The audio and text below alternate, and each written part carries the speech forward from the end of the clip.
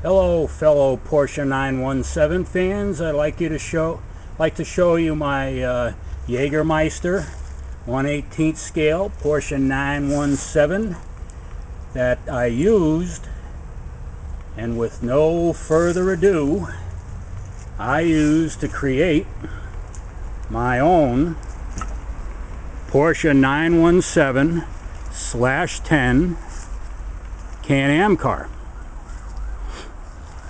And what you'll find very interesting about this car, this is my first video, so bear with me. It has a fuel cell. It's going to be used for hill climbs and track days. Has the 91-inch wheelbase of the original car, but the fun thing is it has a 12-cylinder engine designed by Porsche. These are Subaru Tribeca engines. They're bolted together right at the crankshaft, and I can't wait to hear this thing started up. I'm sending it for wiring work next week. And notice the roll bars, the braces, notice the connections, how accurate everything is. That's Z06 Corvette suspension all the way around. Notice the tubing, notice the braces in the back. As close as I could scale off that model. I even was able to get these covers over the tube on the side, just like they are on the 917s.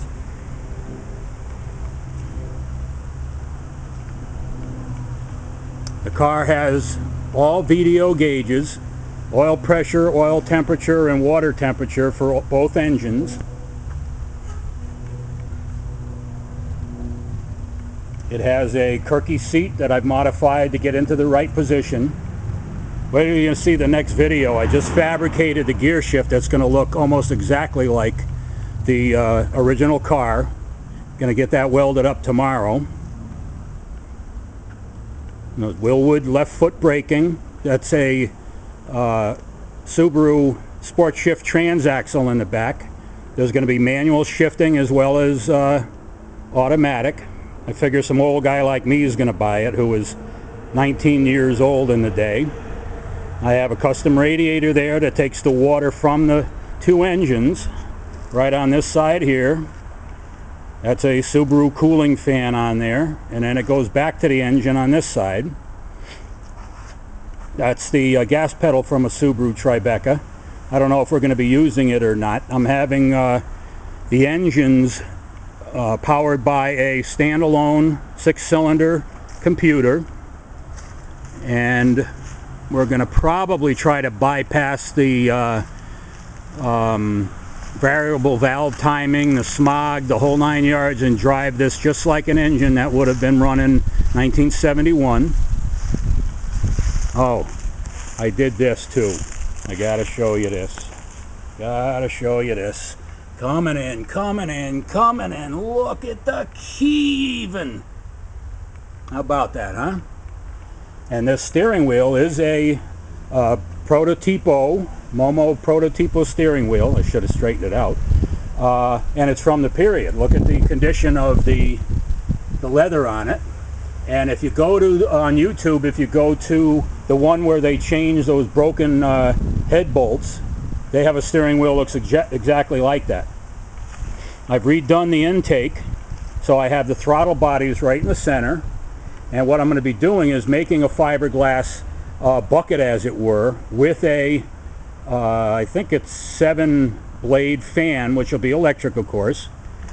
And it's going to pressurize these intakes. And some more of that detail. And I have an oil cooler, a transaxle cooler, just like the Can-Am car did. And I've got that all plumbed up, and I've got the filter buried down in there. And I put in an aluminum overflow that looks like an oil tank or something. And I'm going to get a plastic plastic can down on the bottom for overflow and stuff. I just found out I can't get the originals, but I'll make it look like the original. The taillights I'm getting Porsche 911R taillights for it, which is exactly what they used on the Can-Am cars. And there's my mock-up exhaust. That'll be, of course, 3-inch stainless steel. Very, very tight. Oh yeah, look at the detail here again. Look at my little plate down there. Made that up myself. Welded it all up and ground it and everything, and that'll support the tailpipes.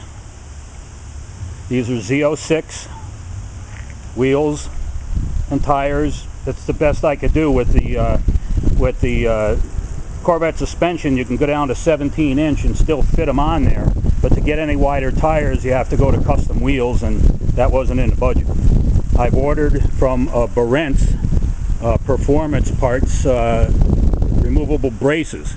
So right from over here across over to there will be a brace, then one back to the center there and another one back over to this corner. That'll stiffen up this whole chassis area. I've got Simpson seat belts in there, and well, that's it. For now, that's it. It's going next week to the tuner to get the custom fabricated exhaust system in it and get it running. Then I'm going to start working on the body. It's going to be Joe Siffert's STP car, exactly the way it was set up for Watkins Glen. And I'm hoping to be able to have it all done and auctioned off by the end of the year. My next car I'm very eager to get started on. That's going to be a 6-wheel Tyrrell Formula 1 car. I'm debating right now if I should go to knock it off really well and have it for track days and hopefully vintage races, hill climbs and stuff, or make it for the street as an alternative to a motorcycle. I may even run a motorcycle engine, but right now I'm looking at Olds Aurora North Star dual overhead cam engine, and we're still working on a gearbox, what I'm going to use. As you know, Porsche gearboxes are very expensive, and we may take a shot at a heavy-duty Volkswagen bus transaxle, all rebuilt with heavy-duty parts. I'm using Alan Johnson for that. If you look him up, he does a lot of Cadillac XLR work, sand rails, turbocharging. He knows what he's doing, and so I'll take advantage of his knowledge on this next car. Look at that brace. Is that like a Porsche 917 or what? Can't wait to hear this thing scream. It'll be 6 liters. I've talked to a gentleman who's going to do my drive shafts, who said the estimated power to the rear wheels should be around 400. 250 per engine, but he said it'll work out to 400, and the torque will be doubled. I don't know how all that works, but that's what that's going to be. Has a Porsche 911 rack and pinion steering that's been slightly modified to make it work here. And so there it is, folks. This is part 1, and as soon as I get this running and get the lights on, the exhaust system in, I'll do part 2, and then I'll show you how the body's going, and maybe even do some videos while we're tuning the suspension and so forth. So see you later.